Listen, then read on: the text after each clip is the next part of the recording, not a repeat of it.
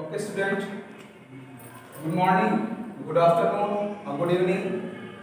जैसे ही आपको जब भी जिस समय आपको वीडियो मिले उस समय के अनुसार आज हम जो है ग्रामर का सेकंड चैप्टर है सिंथेसिस।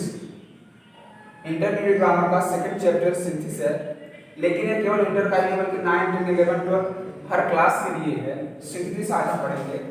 सिंथेसिस का मतलब होता है संश्लेषण। सिंथेसिस का मतलब होता है संश्लेषण। संश्लेषण का मतलब होता है कि आपस में संश्लेषित करना, जोड़ना। इसमें हम 3 वाक्यों को पढ़ते हैं। पहला है सिंपल, दूसरा है कॉम्प्लेक्स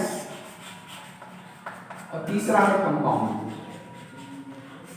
ये 3 सेंटेंस इसमें जो है स्ट्रक्चर बनाए जाते हैं इसके। तो क्या है सिंथेसिस? क्या है? 2 या 2 से अधिक साधारण वाक्यों को आपस में जोड़ करके एक सिंपल, कॉम्प्लेक्स या कंपाउंड सेंटेंस बनाने की विधि जो है सिंथेसिस कहलाती है। आप लोग इसको डेफिनेशन लिख लीजिएगा कि 2 या 2 से अधिक साधारण वाक्यों को आपस में जोड़ करके एक सिंपल, कॉम्प्लेक्स या कंपाउंड सेंटेंस बनाने की विधि को ही सिंथेसिस कहा जाता है। तो अब हमें देखना है कि सिंपल सेंटेंस में कितने ऐसे तरीके हैं या कितनी ऐसी विधियां हैं जिनके माध्यम से हम बना सकते हैं 2 या 2 से अधिक सिंपल सेंटेंस को आपस में जोड़ करके एक सिंपल सेंटेंस बना सकते हैं। इसमें हमें पहला पढ़ना है। पहला हमें है पार्टिसिपल पढ़ना है।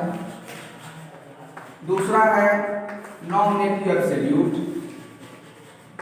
Nominative absolute. तीसरा है इन्फिनिटिव, यूज ऑफ इन्फिनिटिव। और चौथा जो आपका है ये है कि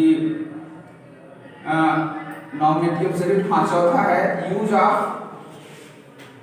preposition, use of preposition before noun और जिरन।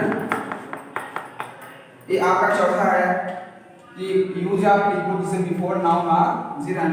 और पांचवा जो इसका है यूज ऑफ एडजेक्टिव, एडजेक्टिव और एडजेक्टिवल, एडजेक्टिवल फ्रेज। नेक्स्ट आपका जो है यूज ऑफ एडवर्ब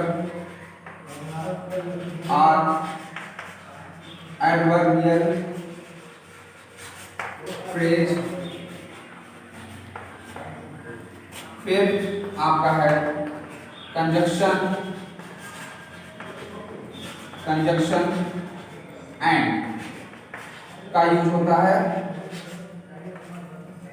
इसके बाद आपका है केस इन अपोजिशन।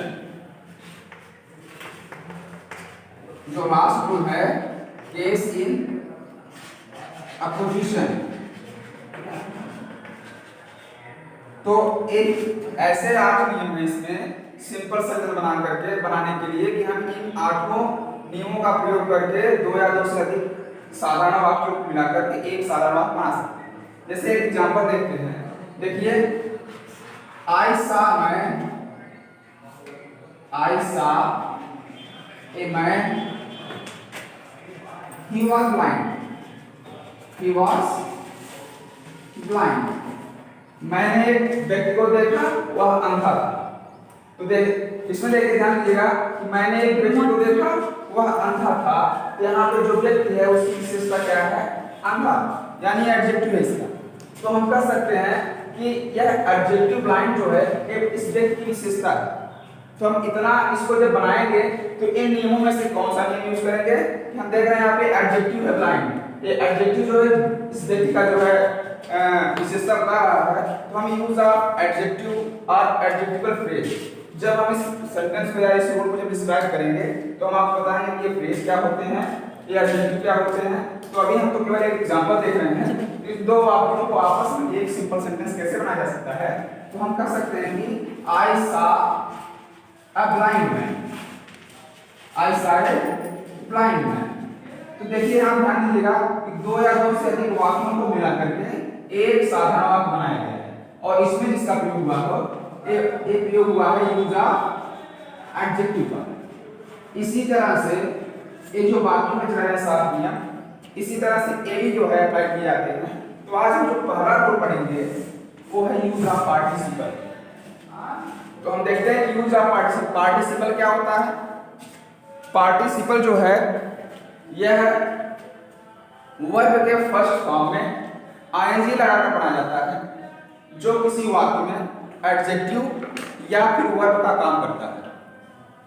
फिर से हम सुनिएगा, पार्टिसिपल वर्ब के फर्स्ट फॉर्म में आईएनजी लगाकर बनाया जाता है और यह किसी सेंटेंस में एडजेक्टिव या वर्ब का काम करता है।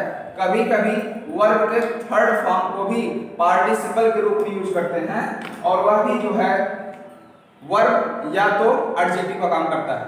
तो पार्टिसिपल तीन प्रकार के होते हैं जो हमें सिंपल सेंटेंस में पढ़ना है कि पहला है प्रेजेंट पार्टिसिपल, दूसरा है परफेक्ट पार्टिसिपल और तीसरा है पास्ट पार्टिसिपल। तो आज हम डिस्कस करेंगे पार्टिसिपल का जो क्षेत्र है और पार्टिसिपल की जो विधि है, कैसे पार्टिसिपल का यूज कर सकते हैं। देखिएगा, use of participle, use of participle. Participle तीन प्रकार के होते हैं, जैसे मैं आपको बताया,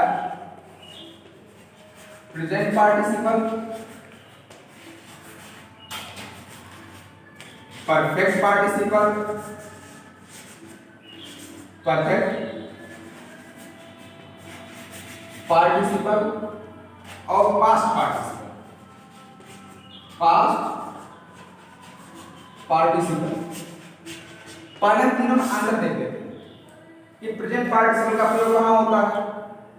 ध्यान दीजिएगा, कभी कभी होता क्या है कि जब पहला वाक्य, मैंने पहले बताया था कि सिंपल सेंटेंस बनाने के तरीके हैं कि दो या दो से अधिक सिंपल सेंटेंस को आपस में जोड़ करके एक सिंपल सेंटेंस बनाना, यानी to make one simple sentence by adding two और two more simple sentences together.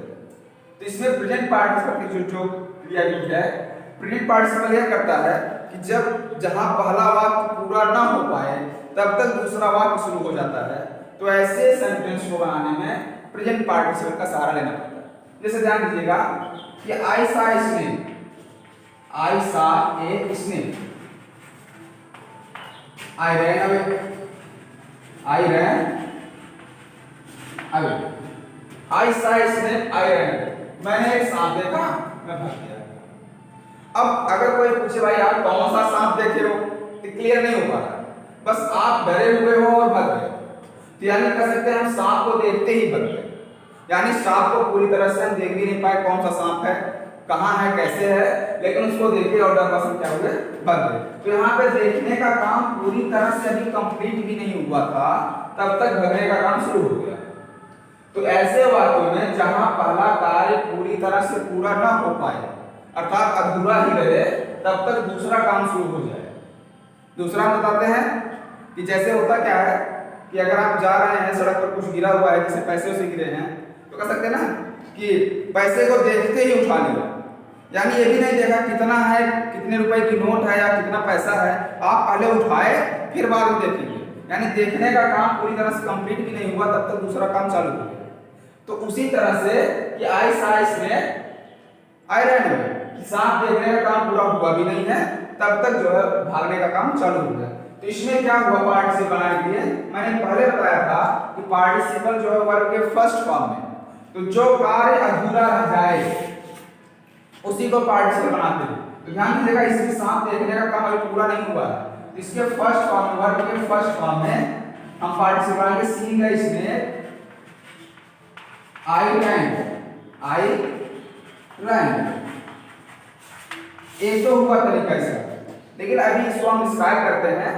पहले आप पार्टिसिपल बनाने की कुछ विधियां देते हैं कि अगर पार्टिसिपल सब्जेक्ट के लगा, ध्यान दीजिएगा, अगर पार्टिसिपल सब्जेक्ट के लगा है तो यह सब्जेक्ट के, इसका प्रयोग जो होगा वो सब्जेक्ट के पहले होगा, यानी इट विल यूज बिफोर